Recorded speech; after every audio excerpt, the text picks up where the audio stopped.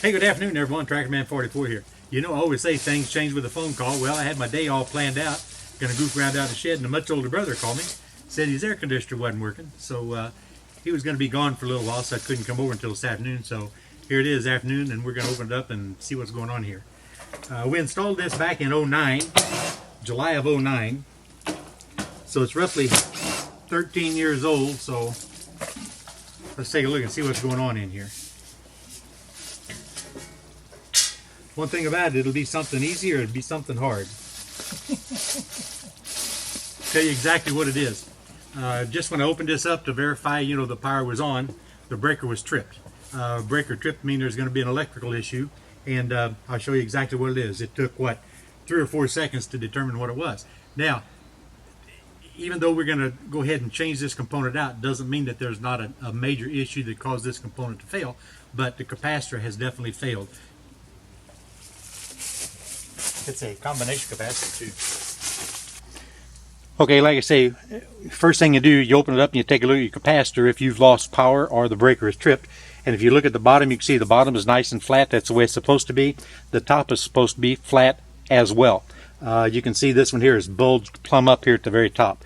Bulging up at the top means that it's shorted internally. When it's shorted internally, it no longer limits the amp draw through the run winding of the compressor. The compressor is going to overamp and trip the breaker and shut down. Of course, there's a myriad of other issues that can cause that to happen. We could, in fact, have a faulty compressor, but I can't troubleshoot it until I replace the capacitor. That's unfortunate. So what I'm going to do is I'm going to either run back to the shop or run into town, into the supply house, and pick up a 50 by 7.5 combination capacitor. We'll slip it on, and then we'll finish up the troubleshooting. So, it still could be good, or it could be bad. We don't know yet. We'll know in a few minutes, though. At any rate, when you get your replacement, they're clearly marked C for common, meaning that's the terminal that's going to be common to the two different halves of the capacitor. So you have to make sure that you get the correct wires on the correct terminals. So you'll see the C right here for common. And one says fan, which is the lower half of the capacitor, the 7.5 microfarad. And the other is marked HERM, H-E-R-M, stands for hermetic, for the hermetic compressor.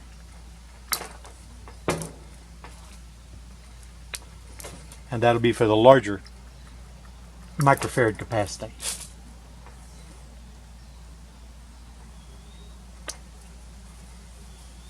Physically a little bit difference in shape, and you're allowed a few percent up or down in the capacitance rating.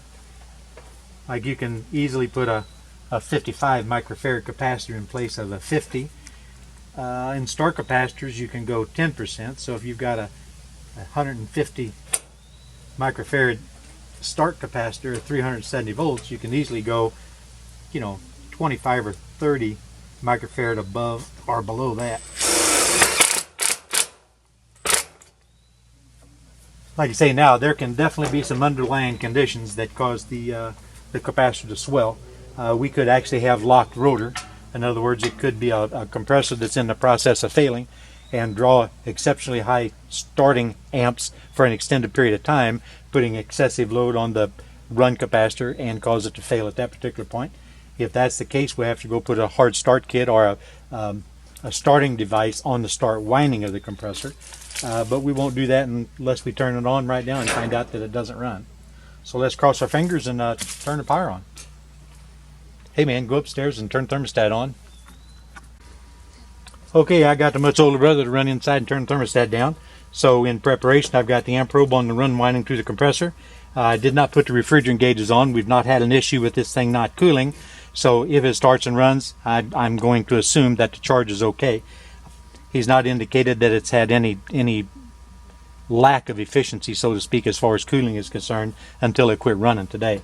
So I'm going to go ahead and turn the power on. We're going to hopefully listen to it fire up and run.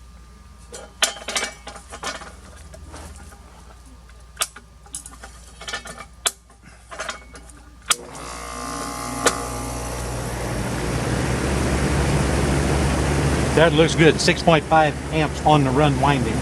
So I'm going to look at the common winding.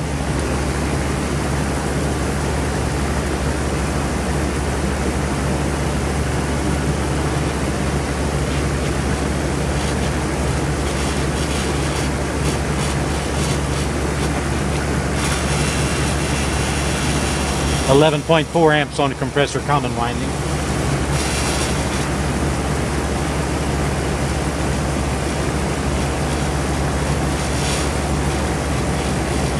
We'll check the fan motor just for the heck of it.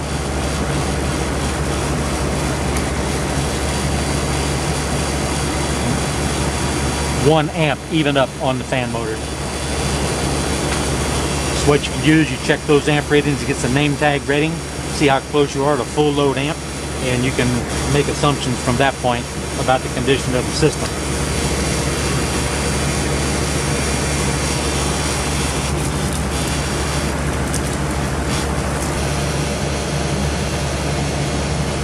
Now, the house inside is fairly warm, so we know that our suction line temperature is going to be a little warmer than normal, and also the discharge air is going to be a little warmer than normal, simply because we're transferring a tremendous amount of heat through that refrigerant. So by the time we get a few air changes in the house, the suction pressure is going to come down. It's going to be within reason. We can check subcooling or superheat and everything right now and make sure everything is dialed in. But once again, knowing the history of it, knowing we installed it in 09 and have not had any issues with it, and have serviced it a few times in the past, there's never been a refrigerant issue, so there's no concern about me jeopardizing the integrity of the system by installing my gauges on this particular time. If this was a system I did not know, this was a routine service call to somebody I've never worked on before, yes, I would go ahead about the business of checking virtually everything in the circuit or in the system. I don't need to on this one because I know the system.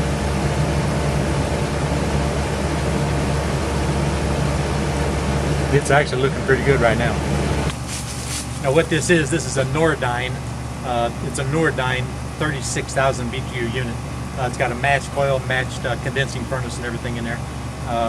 It's been a pretty good system, the furnace has had a few issues, but the air conditioning system has not been too problematic at all. But it's nice and smooth, and does a really fair job. It's not exceptionally high in efficiency, but it's definitely not the lowest end either. In this day and time, as long as you've got an R22 system up and in operation and you don't have a leak in it, I like to run them simply because R410 to me seems to be more of a problematic refrigerant because of the excessive pressures and everything that it runs. So we've got this one back up and running, and we're kind of happy with it. Like I said earlier, things changed with a phone call, and had this not been my much older brother giving me a call, I probably would have turned it down because I just haven't been doing hardly any at all this year, except for a little bit of sheet metal. So at any rate, hope you all enjoyed it. Quick and simple. The issue has been put to rest, and this TrackMan 44, and I'm out of here, guys.